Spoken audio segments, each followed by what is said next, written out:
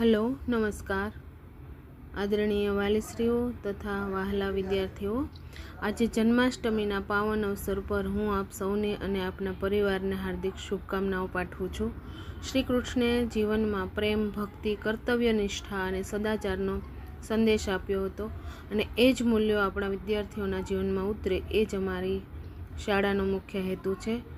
આવો તહેવાર આપણને એકતા, આનંદ અને સંસ્કારોથી જોડે છે। હું આશા રાખું છું કે ભગવાન શ્રી કૃષ્ણના આશીર્વાદથી આપના પરિવારને હંમેશા સુખ, સમૃદ્ધિ અને શાંતિ પ્રાપ્ત થાય। જય શ્રી કૃષ્ણ।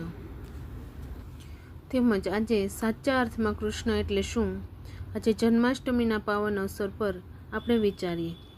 શ્રી કૃષ્ણ એટલે સત્યનો માર્ગ। જ્યાં સત્ય હોય ત્યાં ભગવાન શ્રી કૃષ્ણ પ્રગટ થાય છે। શ્રી કૃષ્ણ એટલે પ્રેમ અને મિત્રતા।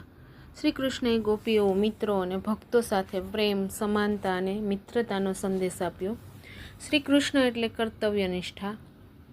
મહાભારતમાં તેમણે શીખવ્યું કે જીવનમાં પોતાના કર્તવ્યથી ક્યારેય પાછળ હટવું નહીં। શ્રી કૃષ્ણ એટલે સંગીત અને આનંદ।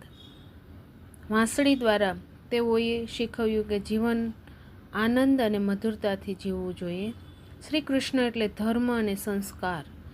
ગીતા દ્વારા તેમણે સદાચાર અને સંસ્કારોનું અમૂલ્ય જ્ઞાન આપ્યું છે। એટલે સાચા અર્થમાં કૃષ્ણ એ માત્ર એક પૌરાણિક પાત્ર નથી, પરંતુ જીવન જીવવાની એક સુંદર રીત છે।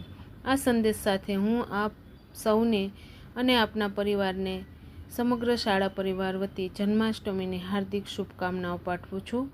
જય શ્રી કૃષ્ણ। રાધે રાધે।